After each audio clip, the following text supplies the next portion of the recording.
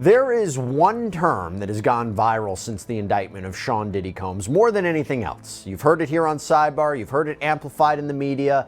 It is called a freak-off. This alleged sexual performance that is at the center of this criminal case facing the rapper and producer Sean Diddy Combs. And I'm going to go over some of the details of these freak-off sessions as laid out in the government's indictment and in their subsequent letters that they filed with the court when they argued against Combs' bail, which, by the way, was denied twice. Now, he's currently locked up in the Brooklyn Detention Center. Combs is facing charges of racketeering conspiracy, sex trafficking by force, fraud, or coercion, transportation to engage in prostitution. We've mentioned it before, but he could be looking at 15 years to life in prison. That's how serious these charges are.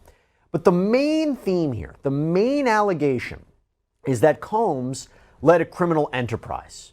And the goal of this criminal enterprise, other than to operate a global media and entertainment business, was to engage in the abuse of women, sex trafficking, forced labor, prostitution, the distribution of drugs, to use violence and threats, to commit crimes like kidnapping, arson, bribery, obstruction of justice, to carry out their goals, their missions, all the while making sure to satisfy the sexual desires of Sean Combs.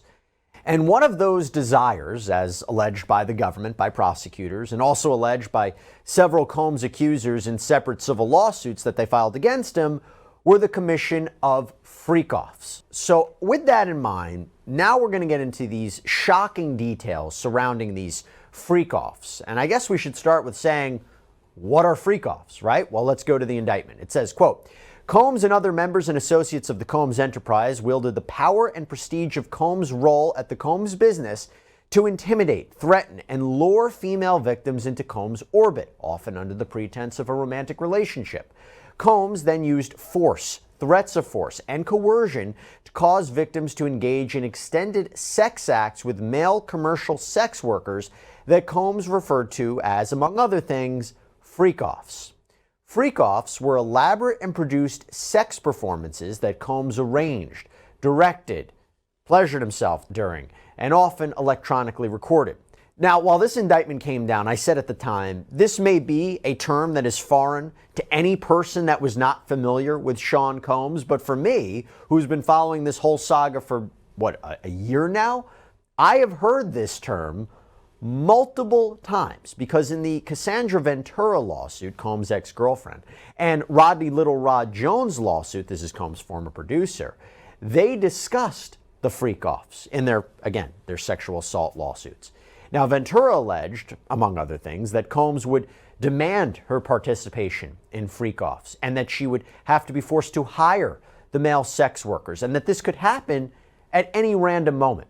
Jones alleged, among other things, that Combs' son Justin Combs and DJ and record producer Stevie J would engage in freak-offs. Now, to be clear, those specific allegations, those names, those details were not mentioned as part of the criminal case. I will tell you, though, that the idea of this freak-off, now that it is officially part of the criminal case, now that it's mentioned multiple times, this makes me wonder two things from a legal point of view. Number one, it is such a wild concept and a phraseology that it's hard to believe that this is something that was just made up by Combs' accusers. And when I say Combs' accusers, could that be Ventura? Yes. Could that be Jones? Yes. Perhaps the government got this information, this idea of the freak-offs originally from them.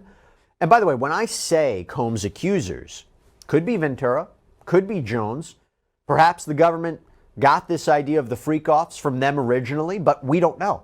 To be clear, we do not know for sure. We do not know who the accusers are, the victims are in this criminal case, who the government's witnesses are, whoever those people may be, because we don't know for sure who is cooperating with the government right now. But the bottom line is the idea of the freak-off, there's enough there to substantiate it that the government is moving forward with this.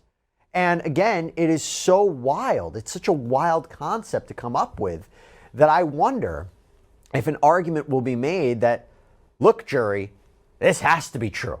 No one can honestly make something like this up. And as you'll see, it doesn't appear it was just witness testimony that corroborates the idea of the freak-offs happening, the existence of these freak-offs. But there's more, and I'll get to that. But this also leads me to a secondary point, that based upon what we are already seeing from Combs' defense counsel during bail arguments, they may not deny that these freak-offs